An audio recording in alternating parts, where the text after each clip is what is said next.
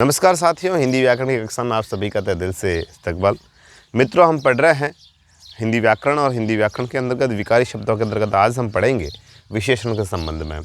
दोस्तों, इसके पूर्व हमने और संज्ञा, सर्वनाम, क्रिया के वीडियो बनाए हैं, उनको आप ज़रूर देखिएगा अगर आप चैनल पर नए हैं तो। और दोस्तों प्लीज़ सब्सक्राइब और शेयर करना ना भूलें।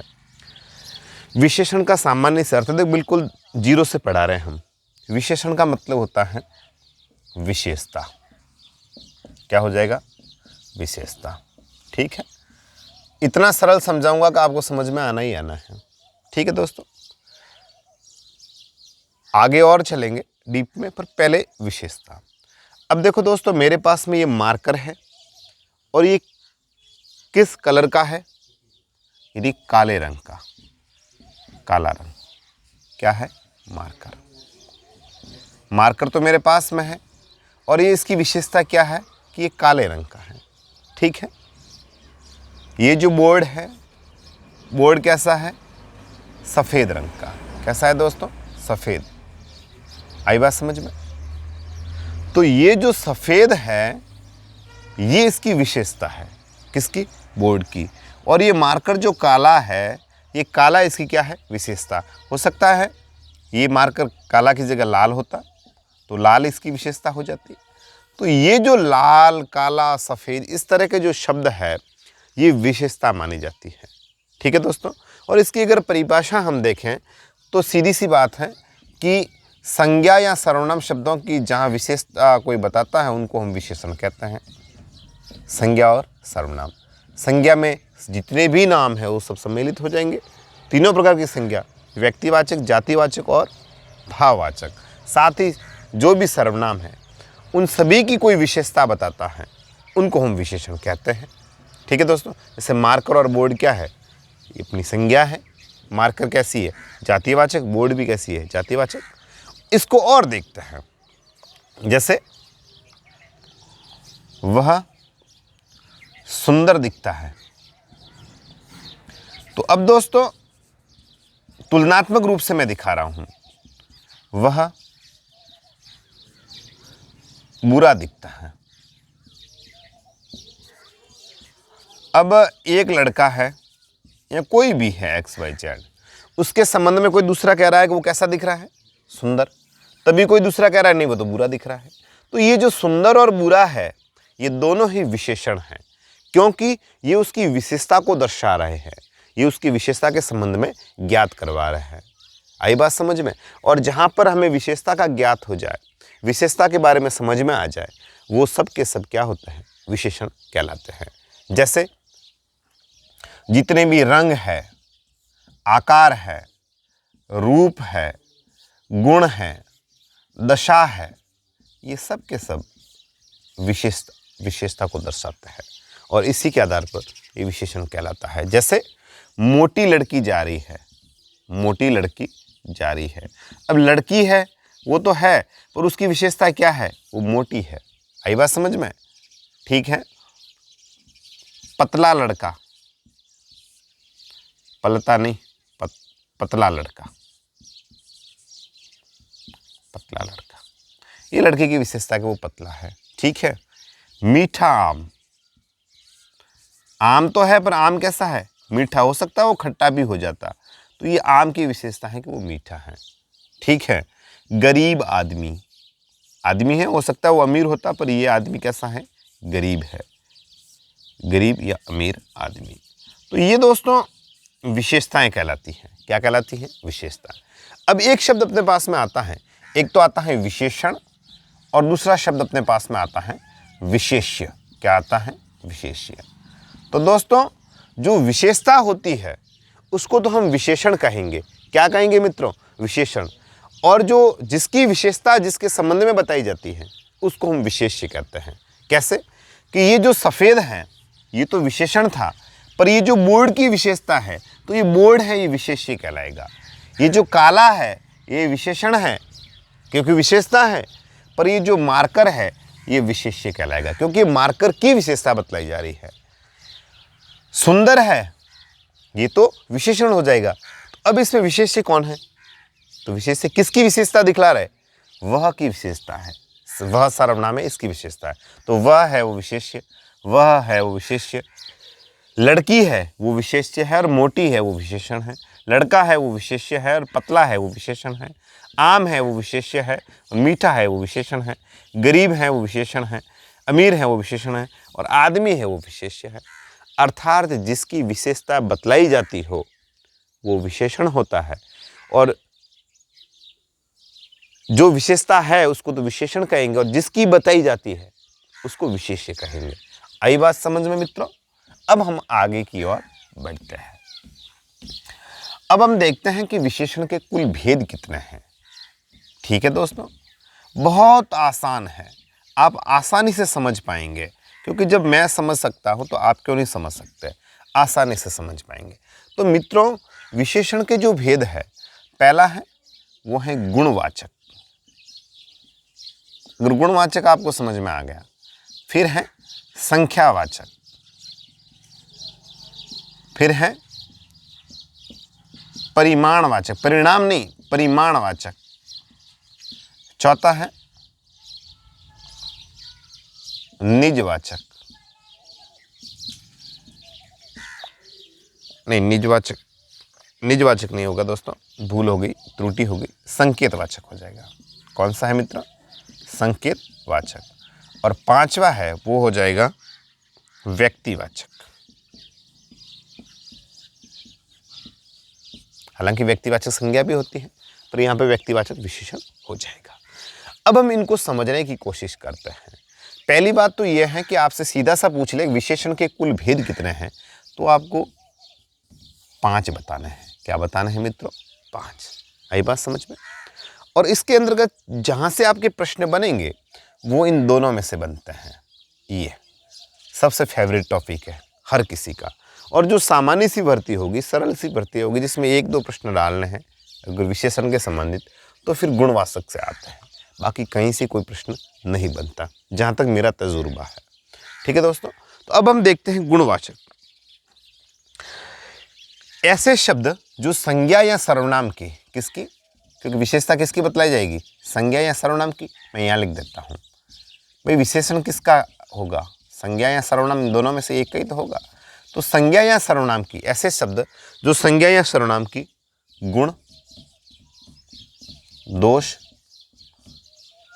रंग, रूप, आकार, स्वभाव और दशा, इनका जहां बोध होता है वो गुणवाचक विशेषण कहलाता है। आई बात समझ में? जैसे गुण क्या है? होशियार,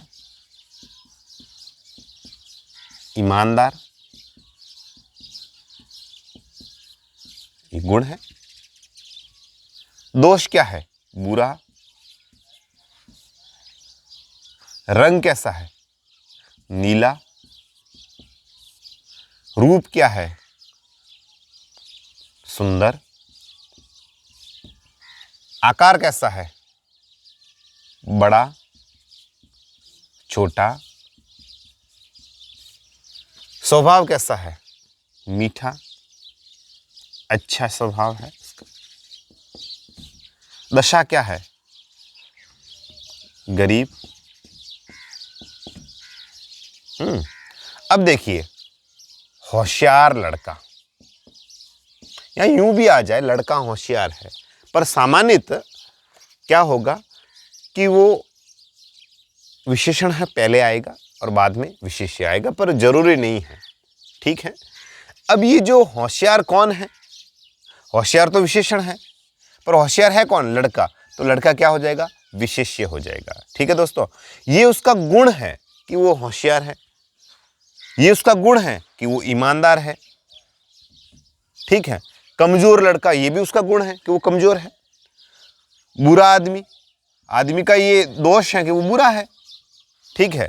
अच्छा आदमी, ये उसका गुण हो जाएगा वापस। नीला घोड़ा, ये उसके रंग का बता रहा। नीला पायजामा, ये उसके रंग को दर्शा रहा है। ये उसका सुंदर, सुशील कन्या, सुंदर और सुशील कन्या, तो ये दो साथ में आ गए विशेषण। बड़ा मकान, ये मकान की विशेषता है कि वो मकान कैसा है, उसका आकार है वो बड़ा है। छोटा घर, ये घर की विशेषता है कि वो छोटा है। अच्छा आदमी, ये आदमी का स्वभाव को बता रहा है कि वो आदमी अच्छा है, अच्छा नेचर है उसका। और गरीब हालात, ठीक है। अब दोस्तों ये सब की सब विशेषता है। देखो ये किसी का नाम नहीं है, होशियार ईमानदार किसी का नाम नहीं, केवल उसकी विशेषता है, केवल उसकी क्या है, विशेषता है। तो अब आप आसानी से पता कर सकते हैं कि ये कोई संज्ञा नहीं है, नहीं ये सर्वनाम है। सर्वनाम है क्या? नहीं ना, सर्वनाम तो मैं तुम आप ये वह जो सो कोई कुछ कौन क्या, ये सर्वनाम शब्द होता है। संज्ञा भी नहीं है, क्योंकि न तो ये व्यक्तिवाचक है, न ही जातिवाचक है, न ही भाववाचक है। ये तो उसकी विशेषता है। क्या है? विशेषता है। आपको थोड़ा अगर पजल हो जाता है तो उस समय ये लगाया करो ट्रिक। जैसे कोई नाम आ गया, काला आ गया, तो आप उसका अपोजिट निकाल दो, उसका विलोप शब्द बना लो। काला का क्या हो जाएगा? सफेद। अरे यार ये तो सफेद हो गया, तो फिर इसका मतलब तो क्या है? विशेषण है। जबकि संज्ञा है, संज्ञा का तो विलोप शब्द बनता ही नहीं है, संज्ञा का विलोप शब्द नहीं बनता। जैसे माता है तो माता का पिता बनेगा, पर पिता क्या कहलाएगा? ये लिंग परिवर्तन कहलाएगा, संज्ञा का नहीं बनता है। आई बात समझ में? तो इस प्रकार से ये सब के सब क्या है, इसकी विशेषता है। आई बात समझ में? तो ये ईमानदार, होशियार, बुरा, नीला, सुंदर, बड़ा, छोटा, अच्छा, गरीब, अमीर, ये सब के सब गुणवाचक विशेषण के अंतर्गत सम्मिलित होते हैं। तो गुणवाचक को आप आसानी से पहचान सकते हैं, क्योंकि उसमें गुण यूनिक केवल गुण होता है नहीं, इस गुणवाचक के अंतर्गत गुण, दोष, रंग, रूप, आकार, स्वभाव, दशा, इन सब की विशेषता सम्मिलित होती है संज्ञा और सर्वनाम की। तब पता लगता है कि गुणवाचक विशेषण है। ठीक है मित्रों, आ गया होगा समझ में? आगे की ओर बढ़ते हैं। अब आता है संख्यावाचक विशेषण। नाम से ही ज्ञात हो रहा है कि हमें संख्या का बोध होना चाहिए, अर्थात जहाँ पे संख्या को सम्मिलित करते हुए बताया जाए विशेषता, वहाँ पर संख्यावाचक विशेषता विशेषण कहलाएगा। ठीक है दोस्तों, ऐसे शब्द जो या संज्ञा या सर्वनाम की निश्चित अथवा अनिश्चित, निश्चित यानी फिक्स, अनिश्चित, निश्चित अथवा अनिश्चित संख्या, कर्म, क्रम, कर्म नहीं कर्म, क्रम और गणना, इसका बोध करवा दे तो वहां पे संख्यावाचक विशेषण कहलाता है। जैसे पहली पंक्ति में कौन बैठा है? पहली पंक्ति, रामू पहली पंक्ति में बैठता है। तो कौन सी पंक्ति में बह रहा है वो? कौन सी पंक्ति में बैठ रहा है? वो पहली पंक्ति में बैठ रहा है। तो ये पहली जो है विशेषता हो जाएगी। 10 आदमी, आदमी के जहन में होते हैं 10-20 आदमी, एक बार देखिएगा बार बार देखिएगा, वही वाला तोल है कि कितने आदमी? 10 आदमी। ठीक है, तो यहाँ पर संख्यावाचक होगा, क्योंकि जिनको अपन गिन सकते हैं, तोल सकते हैं, वहां पर संख्यावाचक होगा। बाकी में संख्यावाचक मित्रों नहीं होगा। जैसे संख्यावाचक और परिमाणवाचक, पहले इसको देख लेते हैं। संख्यावाचक में तो जिसकी अपन गणना कर सकते हैं, 1, 2, 3, 4 से लगाकर लाख, करोड़, अरब तक। ठीक है, जिसको तोल सकते हैं, 1 kilo, 2 kilo, 10 kilo, 50 kilo, 100 kilo, 20 kilo. ठीक है, पर परिमाणवाचक में दोस्तों क्या होगा कि जिसको केवल नाप सकते हैं। ठीक है, और वो भी किस में?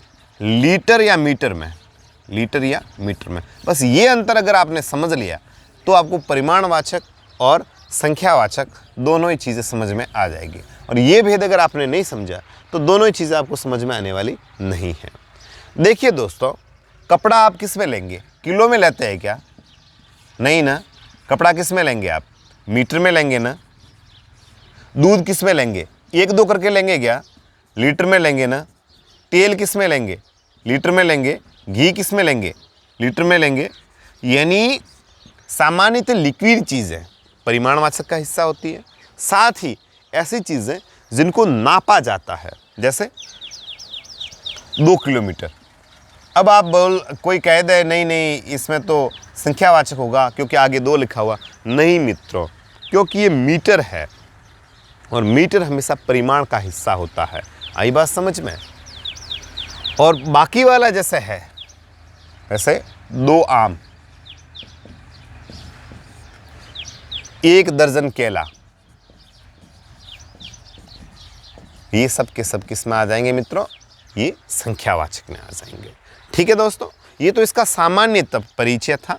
अब हम थोड़ा आगे की ओर बढ़ते हैं कि दोस्तों संख्यावाचक जो विशेषण है इसके 2 भेद बताए गए हैं। कितने भेद हैं? संख्यावाचक विशेषण के 2 भेद हैं। एक तो है निश्चित संख्यावाचक और एक हो जाएगा अनिश्चित संख्यावाचक। एक तो है निश्चित संख्यावाचक और दूसरा है अनिश्चित संख्यावाचक। ठीक है दोस्तों, यानी जहां पर निश्चित यानी फिक्स पता चलता हो, जैसे मैंने लिख दिया ना 10 आदमी, तो यहां पे निश्चित ज्ञात हो रहा है, तो ये क्या हो जाएगा? निश्चित संख्यावाचक और अनिश्चित संख्यावाचक। इसके 2 भेद है। ठीक है, इसको अपन हल्का सा रिमूव कर लेते हैं ताकि आप डिस्टर्बेंस आपको नहीं हो। निश्चित संख्यावाचक में क्या होगा? जहां पे एक फिक्स आंकड़ा दिया हुआ होगा अपने साथ में, वहां पे निश्चित संख्यावाचक हो जाएगा। जैसे 2 आदमी जा रहे थे, ये अगर सेंटेंस आ गया, निम्न में से संख्यावाचक का कौन सा भेद है? तो दोस्तों आदमी को तोला जाता है क्या? कि मीटर में आता है क्या? कि लीटर में तोलते हैं क्या? उसको तो गिना जाता है ना, 1 2। तो ये दोस्तों निश्चित संख्यावाचक हैं। जैसे आ गया कुछ विद्यार्थी शरारत कर रहे थे। अब कुछ में कितने? 1 2 3 10 पता नहीं कितने, पर निश्चित नहीं है। निश्चित नहीं है कितने। आई बात समझ में? तो वहां पर ये अनिश्चित संख्यावाचक हो जाएगा। किसका हिस्सा हो जाएगा? अनिश्चित संख्यावाचक का हिस्सा हो जाएगा। जैसे एक है बहुत सारे लोग बातें कर रहे हैं, बहुत सारे लोग आए। अब दोस्तों ये बहुत सारे में कितने? कोई फिक्स नहीं है, हो सकता है हजारों हो, लाखों हो, करोड़ों हो, कितने हैं कोई निश्चित गणना नहीं है, पर बहुत सारे कह दिए। यानी है तो लोग है तो इसका मतलब संख्यावाचक है, पर बहुत सारे हैं मतलब कितने हैं ये पता नहीं है। हो सकता है 100 हो जाए, 100 से ज़्यादा हो जाए, एक निश्चित संख्या नहीं है, इसलिए अनिश्चित का हिस्सा हो जाएगा। पर यहाँ पर आ जाए हजार लोगों की उपस्थिति थी, इसका मतलब आपके पास में एक डाटा आ गया, आपके पास में कि 1000 लोग वहाँ पे थे, उससे ज़्यादा नहीं थे, तो ये निश्चित संख्यावाचक हो जाएगा। समझ में आ रही है बात? देखो यहाँ पे 2 लिख दिया मैंने, यहाँ पे 1000 लिख दिया है ना, 5 किलो आम लिख दिए मैंने, और यहाँ पे लिख दिया मैंने ढेरों आम। अब देखो दोस्तों 5 किलो आम को तो आप गिन सकते हैं ना, अब ढेरों आम में पता नहीं कितने आम है वो, है ना, हो सकता है 2 कमरे भरे हुए हो, ढेरों कह दिया 2 कमरे हो, 10 कमरे हो, 100 कमरे हो, पर मैंने बोल दिया 5 किलो आम, तो 5 किलो आम को तो आप काउंट कर सकते हैं ना, तो 5 किलो आम किस में हो जाएंगे? निश्चित संख्यावाचक। ढेरों आम किस में हो जाएंगे? अनिश्चित संख्यावाचक। इस प्रकार से होगा। और मैंने बोल दिया निश्चित संख्यावाचक के अंतर्गत 2 आदमी, अनिश्चित के अंदर हो जाएगा कुछ विद्यार्थी या कुछ आदमी, बहुत सारे लोग, है ना, हजारों लोग। तो इस प्रकार से आपको ज्ञात करना है कि ये संख्यावाचक है, संख्यावाचक में निश्चित है अथवा अनिश्चित। एक एग्जाम्पल और देखते हैं, हो सकता है आपको कन्फ्यूजन हुआ हो। देखो संख्यावाचक के 2 भेद होते हैं, एक तो है निश्चित संख्यावाचक और मित्रों दूसरा है अनिश्चित संख्यावाचक, जिसके पीछे संख्या होगी। ठीक है, जहाँ पर जो गणना है इसको हम गिन सकते हैं, उस प्रकार से होगा। जैसे एग्जाम्पल देखिए आप, दूसरा लड़का खड़ा हो जाए। कौन सा लड़का? दूसरा लड़का खड़ा हो जाए। तो ये विशेषता क्या है लड़के की कि वो कितने नंबर का है, दूसरा लड़का। और किसी टीचर्स ने बोलिया कोई भी एक लड़का खड़ा हो जाए, कोई भी लड़का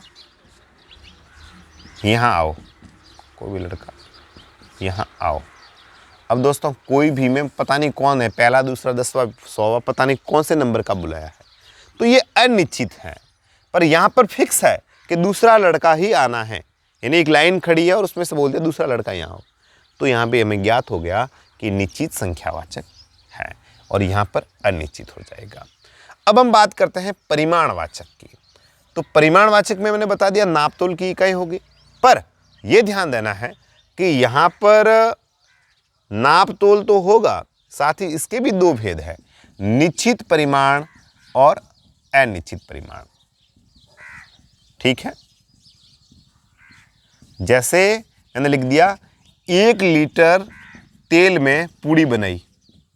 तो पहली बात तो ये कि विशेषता कौन है, विशेषता है इसकी 1 लीटर तेल। आई बात समझ में। और विशेष्य क्या है, तेल।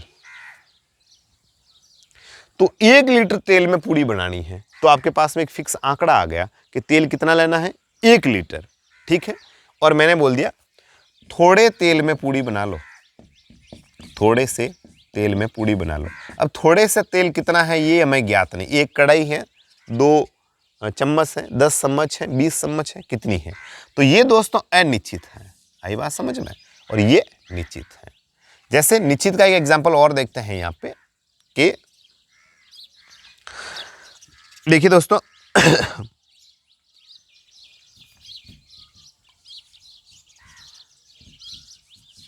5 किलो आटा ले आओ बाबूजी। कितना, 5 किलो आटा। एक निश्चित आंकड़ा हो गया अपने पास में कि 5 किलो ही लाना है। और यहां पर अनिश्चित का एग्जांपल इसी को बना लेते हैं, बहुत सारा आटा खराब हो गया ना, वो बाढ़ आई और बहुत सारा आटा था वो खराब हो गया। बहुत सारा पता नहीं कितना, 50 कट्टे, 100 कट्टे, 200 कट्टे, कितना आटा ये ज्ञात नहीं है। ठीक है दोस्तों, तो ये अनिश्चित का उदाहरण हो जाएगा। जैसे एक और देखिए, 1 गिलास पानी से क्या होगा बाबूलाल, 1 गिलास पानी। ठीक है, और यहाँ पे हो गया मुझे थोड़ा सा पानी पीना है, थोड़ा सा पानी पीना है। अब थोड़ा सा कितना दोस्तों, हो सकता है इतना पीना हो, इतना पीना हो, इतना पीना हो, इतना पीना हो, कितना पीना हो, कुछ ज्ञात नहीं है। आई बात समझ में। 8 बोतल पेप्सी ले आओ, कितनी, 8 बोतल कोल्ड ड्रिंक ले आओ, 8 बोतल। और यहाँ पे कह दिया जरा सा जरा सी चाय बना दो भाभी जी, चाय बना दो। अब जरा सी कितनी, 1 cup, 2 cup, 3 cup, 4 cup, 5 cup, 10 cup, कितनी बनानी, कोई ज्ञात नहीं है। तो यानी यहाँ पर फिक्स था कि 8 बोतल पेप्सी, पर यहाँ पर जरा सी चाय। अब जरा सी में कितनी बनानी है हमें कोई निश्चित ज्ञात नहीं है। अर्थात ये अनिश्चित परिमाणवाचक है और ये निश्चित परिमाणवाचक है। 2 एग्जाम्पल और देख लेते हैं ताकि आपको एक जो शंका है वो शंका आपकी समाधान हो जाए उस शंका का कि परिमाणवाचक में किसी ने बोल दिया, आपके साथी ने या किसी साथी ने कि पिंकी ये कितने मीटर का कपड़ा से तूने सूट बनवाया। तो पिंकी बोली है कि 8 मीटर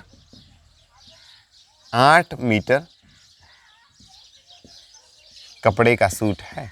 कितने मीटर, 8 मीटर कपड़े का सूट है।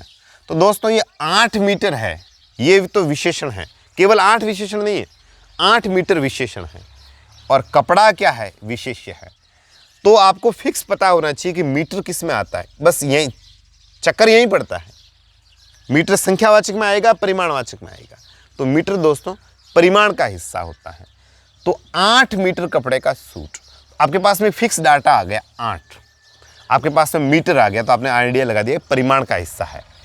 और ये संख्यावाचक कौन सी, नहीं सॉरी, ये संख्या आ गई तो निश्चित, और मीटर आ गया तो परिमाण, ये निश्चित परिमाण हो गया। अब ये निश्चित परिमाण का एग्जाम्पल है। और यहां पर बोल दिया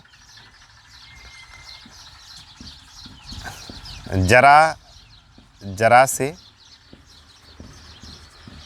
कपड़े का, या जरा से नहीं, थोड़े, पिंकी बोली थोड़े से कपड़े का सूट बनाया है। थोड़े से कपड़े का कितना अच्छा सूट बनाया है मैंने। पिंकी क्या बोल रही है? थोड़े से कपड़े का कितना अच्छा सूट बनाया है। अब कपड़ा किस में आएगा? परिमाण में। ठीक है दोस्तों। अब थोड़ा क्या है? यानी अनिश्चित है, कोई संख्या अपने को ज्ञात नहीं हुई, इसलिए अनिश्चित परिमाण का हिस्सा हो जाएगा। आई बात समझ में? जैसे एक एग्जांपल और देख लेते हैं। 2 मटकी सुबह से खाली कर दी बहू रानी। 2 मटकी खाली कर दी।